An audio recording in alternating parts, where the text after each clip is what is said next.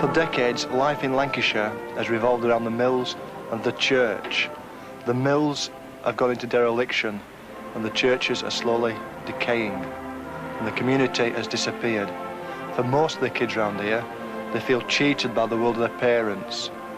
And unfortunately, Christianity has nothing more to offer them. It's let them down in a lot of ways. As a result, paganism, the Stonehenge type of thing, has now become their rallying cry, in a way, a cry of their rebellion.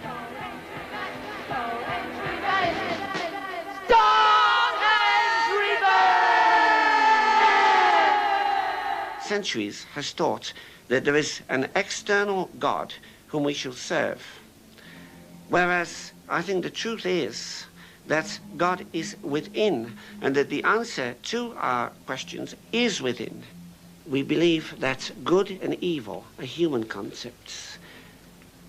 The life-giving force is a form of energy, and all energy can be used for good or bad. Electricity can be used to light a room or to kill. Water can be used to sustain life or to drown. And what man does with the energy is what is really meant by free will. Edgar Allan Poe quote, somewhere in the human mind is the key to our existence. That's what I believe. You know, I don't think there's anything religious or anything to do with it. You know, I don't believe in an afterlife or anything. But I think there are things in here which we haven't tapped. We only use a really small percentage of the brain's potential. Christianity simply does not know how to cope with the idle mind, with the unemployed mind, with the new leisure.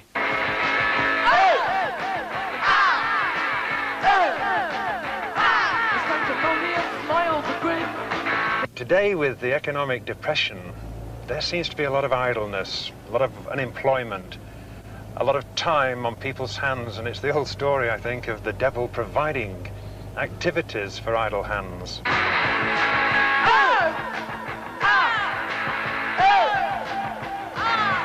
The devil finds work for idle hands to do, but whose fault is it that we're sat here twiddling our thumbs? We didn't ask for this situation at all.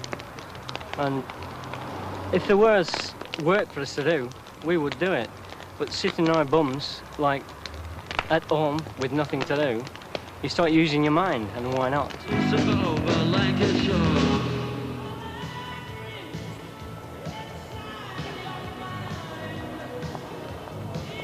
I think that as plastic civilization encroaches and as more and more man-made scabs cover the earth, that people are beginning to realize that they are not plastic people living in a plastic civilization. They are flesh and blood people. Whereas before, they may have taken their earth for granted. Now, because it is disappearing, they're feeling lost. We live in a godless, almost an artificial age. We've created it over the last 200 years. Man's the center. If you can't see it, you can't taste it, you can't touch it, then it doesn't exist, and it's a world which is not satisfying man in the least.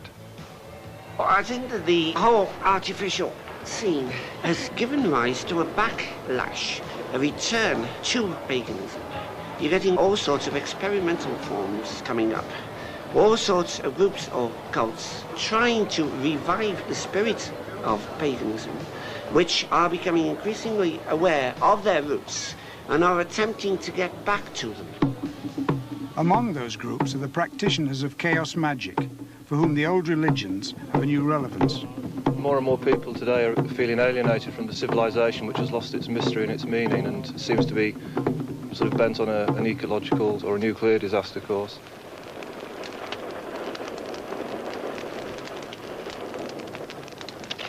Not only are the traditional political solutions unlikely to provide a solution to the catastrophe this planet seems to be heading towards, but that religion is intimately tied up with this, and that Christianity is in fact just another facet of paternalistic, authoritarian politics, and always has been. And Christianity seems to be offering no better option than sitting back quietly and accepting it and waiting for something better to happen hereafter. It seems a little more positive to hope that you can plumb your own depths and find some meaning and fulfillment while you're actually here. And we like to think that we offer that. After all, if you are a born-again Christian and you really do believe that come a nuclear holocaust you'll be swept up in the rapture to heaven, then you really won't be doing that much to stop it. In fact, you'll rather be looking forward to it. I think that sort of a more pagan or occult worldview tends to be a life-supporting and life-enhancing worldview, which is better than the predominantly sort of, which I see as more sort of death-orientated worldviews of the born-again Christians.